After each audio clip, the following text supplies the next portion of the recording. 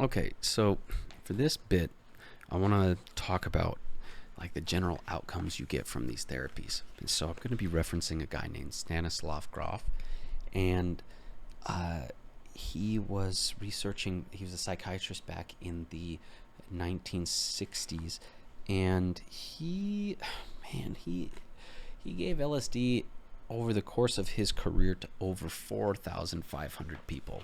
He would do that in the morning, have them go through one of these therapies. He would then go like after like 6 hours or something, once it had settled in, they were good, he'd go to the next patient and help them through and hand them off to a nurse once he had gotten through the basic parts of it. So he listed the consistent outcomes in his patients. Okay, like he said, healing of emotional, psychosomatic, and interpersonal problems. So they were able to resolve other people's issues as well. It wasn't just for themselves. Significant decrease in aggression and an emergence of compassion. Development of racial, political, and religious tolerance. A reduction of reductions of irrational drives and ambitions. Competitiveness replaced with synergy, cooperation, or wu-wei. It's effortless action. Shift of focus from the past and future to the present moment. So you can see that with the default mode network. The increased zest or love of life and appreciation of beauty. Enjoying everyday activities more, the people, nature, music, and lovemaking. Love of nature and emergence of great ecological sensitivity. That's a really interesting one. You'll also notice people really like going outside on this, and I think it has to do with how healthy light is for you and the electromagnetics of Earth as well. Being around in nature is just generally good for us, and I don't think we really notice it unless we get our our nervous system in a state of high sensitivity, which I believe these things do. Thus, the plasticity of the brain is because we're very sensitive to the environment, more likely to change based off of its inputs. There's a sense of belonging to humanity and the planetary citizen. So seeing Earth without national, state frameworks, and essentially, I'm going to stop reading it. Essentially realizing or remembering the fact that nations are actually an idea that all of us have agreed to hallucinate upon. They're not actually real, right? Like, I'm not saying that's not useful. It's like money. There's no actual gold behind our currency and all that jazz. But, like, it's still useful despite that. Like, we can use it for trade because we all agree on it, even though it technically isn't worth anything. So you start seeing through that in the sense of your nationality. And an emergence of a spirituality that is universal, non-denominational, non-sectarian, all-encompassing, all-inclusive, and mystical in nature. So kind of you end up having this perspective that all religions are trying to talk about. The thing that we've been kind of talking about between meditation and psychedelics is the thing behind your eyes, your life, the thing that's conscious, alive within you. And when you have a experience where you're forced to be so much in the present moment, you realize how much you are that thing, and it's a very strange experience, especially for those who have not done meditation or anything like that, because you're then thrown into the driver's seat, you know, when you probably haven't been in years.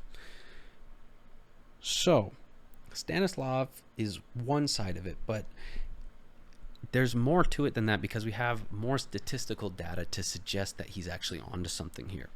So there was another study done by the U.S. Department of Health in 2017, and they had 480,000 people, and they surveyed them, and they found that psilocybin use, so using magic mushrooms, it was associated with a 20% decrease in the incidence of larceny, a 22% decrease in the incidence of property crime, and an 18% decrease incidence of violent crime.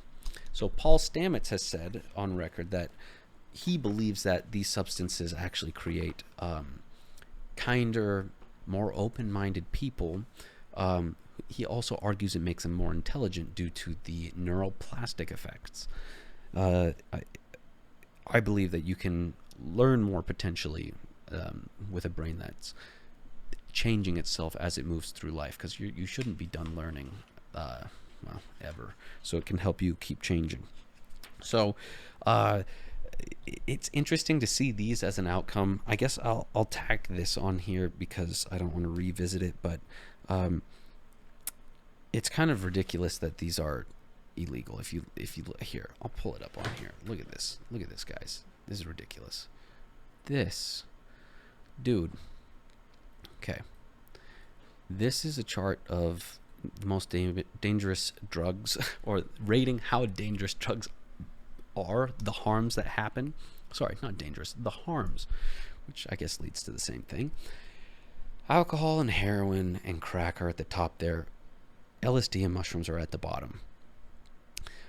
See, statistically, this is based off of like the amount of money you spend with incarcerating people and the crimes that they commit and all of that jazz.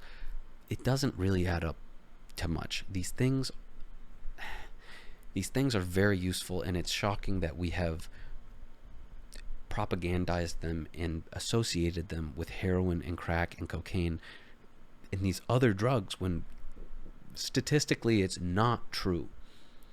And these things have very, very, very potent effects when it comes to our mental health. So it's really apparent that these things are illegal due to the fact that they actually make us question a lot of things, and not because they actually harm us.